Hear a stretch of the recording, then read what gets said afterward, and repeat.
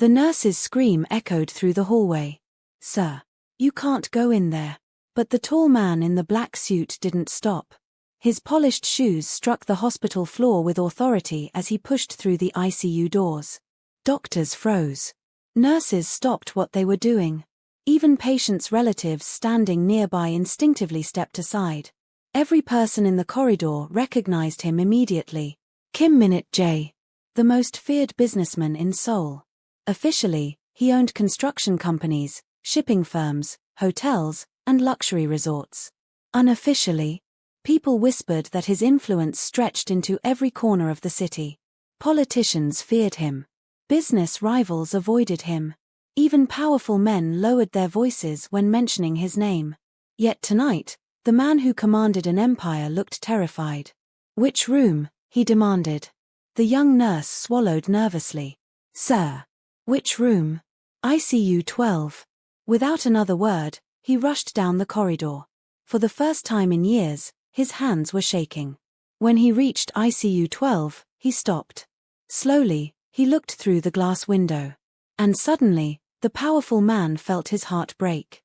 Inside the room lay an elderly African woman. Machines surrounded her. Tubes ran from her arms. Monitors beeped steadily. She looked weak. Fragile. Nothing like the strong woman who greeted him every morning. Nothing like the cheerful woman whose laughter filled his mansion. Nothing like the woman who had spent nearly 20 years taking care of him. Mama Grace. His housekeeper. His cook. His caretaker. The woman he had taken completely for granted. A doctor approached cautiously. "Mr. Kim. What happened?" The doctor sighed. "She collapsed while working." Kim's jaw tightened. "Why?" "Severe complications. We're doing everything we can." "Will she survive?" The doctor looked away. "We honestly don't know." For a moment, the world seemed to stop. Kim had faced dangerous men. He had survived assassination attempts. He had watched businesses collapse and rebuilt them from nothing. Yet those 4 words hit harder than anything he had ever experienced. "We honestly don't know." Without saying another word, he entered the room. He pulled a chair beside the bed. And sat down. Hours passed. Then more hours. The sun rose. The sun set. Still, he didn't move. Outside, hospital staff whispered among themselves. "Is that really him?" "It can't be." "It is." "But why?" "She's only his maid." Nobody understood. Not even his own executives. The following morning, 3 black luxury SUVs arrived outside the hospital. Several men in expensive suits hurried inside. One approached Kim. "Sir." Kim didn't take his eyes off Mama Grace. "What?" "We have investors waiting." "Cancel them." The man blinked. "Sir." "Cancel them. There are contracts worth millions." "Cancel them." The room fell silent. Another executive stepped forward. "Mr. Kim, this isn't like you." For the first time, Kim turned around. His cold gaze silenced the room. "Did I ask for your opinion?" The man immediately lowered his head. "No, sir." "Good." The group left. Stunned. For the first time in decades, Kim Min-jae had shut down his entire schedule. News spread quickly across Seoul. Rival businessmen became suspicious. Journalists started investigating. Social media exploded with rumors. Some said he was dying. Others claimed he had lost everything. Nobody knew the truth. The truth was sitting quietly inside ICU 12. Every day, Kim remained beside Mama Grace. He skipped meetings. Ignored phone calls. Refused interviews. He simply sat there. Watching. Waiting. Praying. By the 5th day, the nurses had become fascinated. One evening, a young nurse named Jiun entered the room. "Mr. Kim?" He looked up. "What?" "You should get some rest." "I'm fine." "You haven't gone home in almost a week." "I'm fine." The nurse smiled. "Mama Grace must be very important to you." Kim stared at the unconscious woman. For several seconds, he didn't answer. Then he sighed. "She annoys me." The nurse laughed. "Really? Every morning she asks if I've eaten." That sounds caring.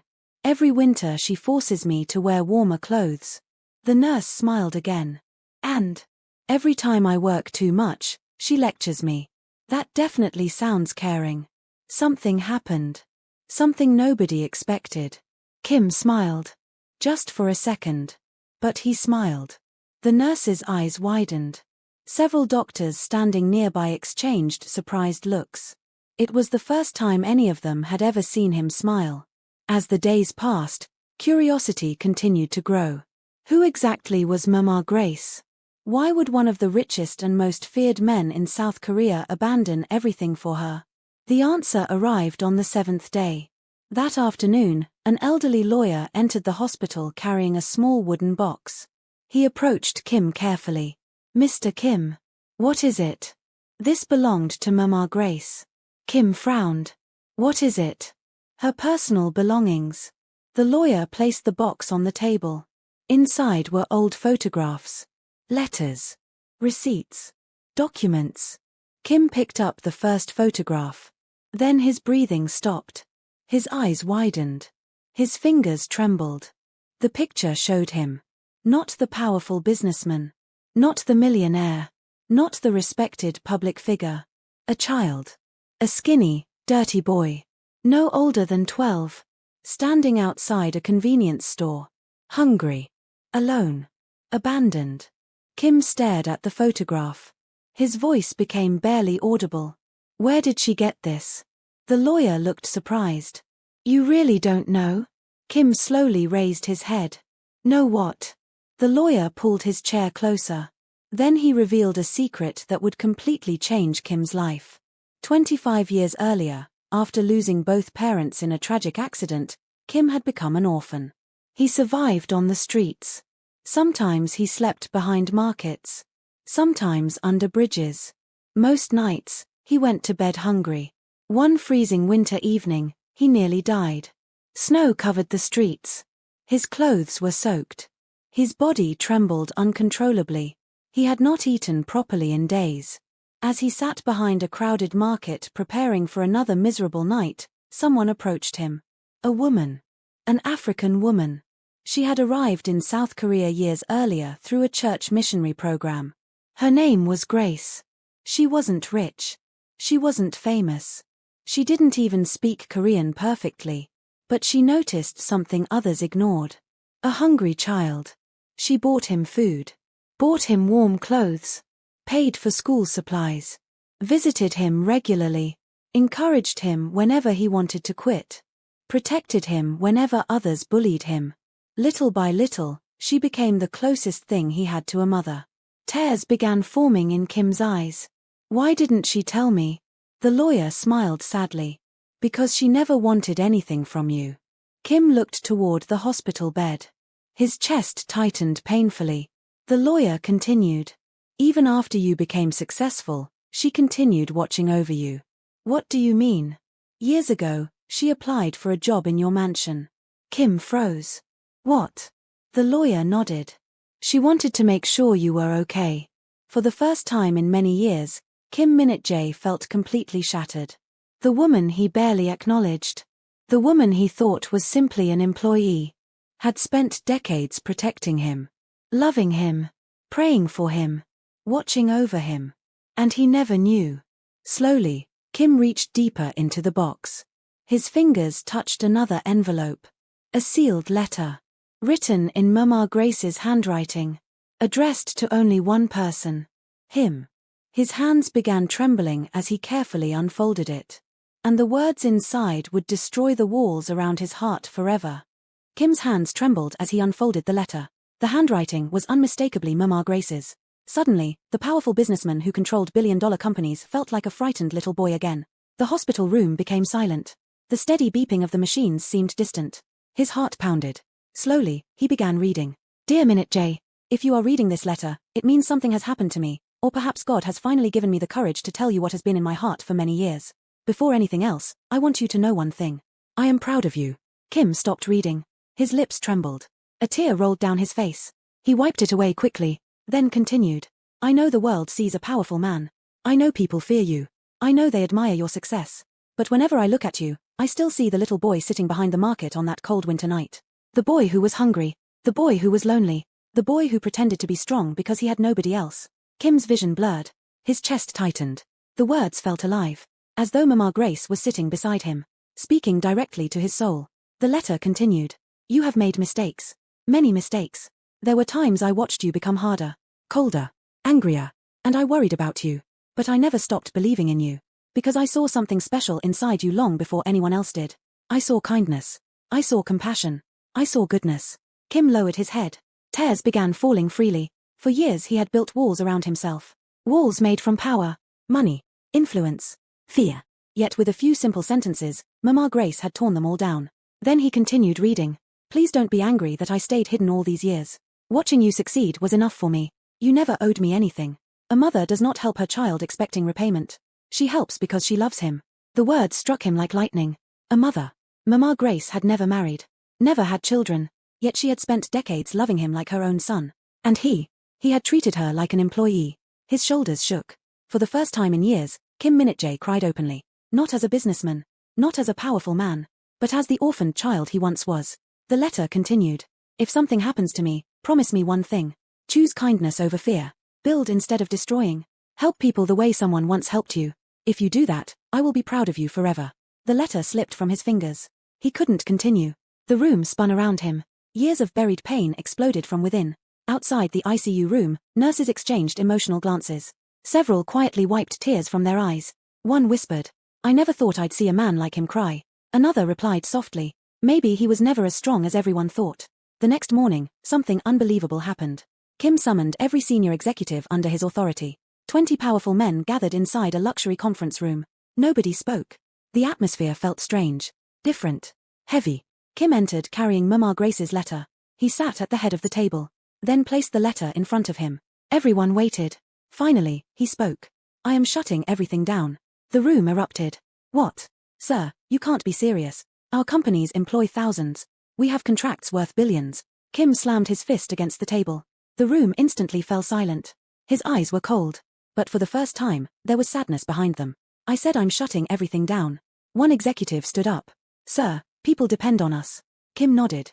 I know. What are we supposed to do now? Kim looked at Mama Grace's letter. Then answered. For the first time in our lives, we're going to do something good. Nobody understood. Another executive laughed nervously. Sir, what exactly does that mean? Kim looked directly at him. We're creating scholarship programs. The room blinked. What? For orphans. Nobody spoke. We're paying hospital bills. Still silence. We're building shelters. The men stared at him as if he had become a different person overnight. Because in many ways, he had. Within weeks, Seoul was flooded with shocking headlines. Billionaire gives away millions. Business tycoon funds hospitals. Scholarship program launched for disadvantaged children. Shelters open across the city. Nobody believed it. Many thought it was a publicity stunt. Others claimed he was hiding a scandal. But the hospital staff knew the truth. Every night, no matter how busy he became, Kim returned to ICU 12. Every single night. Sometimes he read newspapers aloud. Sometimes he shared stories from his day. Sometimes he simply sat quietly holding Mama Grace's hand. One evening, Nurse Jiyoon entered the room. She found him smiling softly. You remember that soup you always made, he whispered. Mama Grace remained unconscious. Kim laughed quietly. I hated that soup. His eyes filled with tears. But I'd give anything to taste it again. Jiyoon slowly stepped back outside. A doctor standing nearby smiled. She's changed him. Jiyoon shook her head. No. What do you mean? The nurse looked through the glass. He was always this person. The doctor frowned. Then what happened? Jiyoon smiled. Mama Grace simply reminded him who he was. Weeks passed. Then one morning, disaster struck. Suddenly alarms exploded throughout ICU 12. Doctors ran. Nurses rushed inside. Machines beeped frantically. Kim jumped from his chair. What happened? Nobody answered. Medical staff surrounded the bed. The situation looked serious. Terrifying. Minutes felt like hours. Kim stood frozen. Praying. For perhaps the first time in decades. Finally, a doctor emerged. His expression revealed nothing. Kim stepped forward immediately. Tell me. The doctor looked at him. Then smiled. Kim froze. The doctor laughed. She's awake. For several seconds, Kim couldn't move. Then he rushed into the room. And there she was. Mama Grace. Her eyes were open. Weak. Tired. But alive. She slowly turned her head. When she saw him, she smiled. There you are. That was all it took. Kim broke down again. Tears streamed down his face. Mama Grace laughed softly. Why are you crying? He grabbed her hand. You scared me. She smiled. I've always been tougher than you. For the first time in weeks, both of them laughed. Then Mama Grace noticed something. His expression had changed. His eyes had changed. His heart had changed. What happened? She asked. Kim picked up the letter. Immediately, Mama Grace covered her face. Oh no. I read it. You weren't supposed to find that. I read every word. Her embarrassment made him laugh harder than he had laughed in years. Months later, Mama Grace made a full recovery. But something even more remarkable happened. The story spread across Seoul. Hospital staff shared it. Patients shared it. Families shared it. Soon, people everywhere were inspired. Businesses began funding scholarships. Volunteers helped struggling families. Donations poured into hospitals. Communities united to help vulnerable children. All because one African woman had chosen kindness decades earlier. One afternoon, during a public charity event, a journalist asked Kim a question. Mr. Kim, what caused such a dramatic change in your life? The audience became silent. Cameras focused on him. Kim looked toward the front row. Mama Grace sat there smiling proudly. Then he answered. I spent years becoming a man everyone feared. The room listened carefully, but fear never saved me. His voice trembled. Love did. Many people wiped tears from their eyes. Kim smiled. Everything I have today exists because one woman chose kindness when she had every reason to walk away. The audience rose to their feet. A standing ovation thundered through the hall. But Kim barely noticed. Because his eyes were fixed on one person. Mama Grace. The woman who had found a hungry orphan. The woman who had loved him without expecting anything in return. The woman who had chosen him long before the world did. And from that day forward, she never spent another holiday alone. Never spent another birthday alone. Never spent another Christmas alone. Wherever she went, Kim was there. Not as a billionaire. Not as a powerful man. Not as someone people feared. But as the son she had chosen decades ago. Because sometimes one act of kindness doesn't just change a day. It changes a destiny. And sometimes the strongest people are not the ones who inspire fear. Sometimes they are the ones who quietly choose love.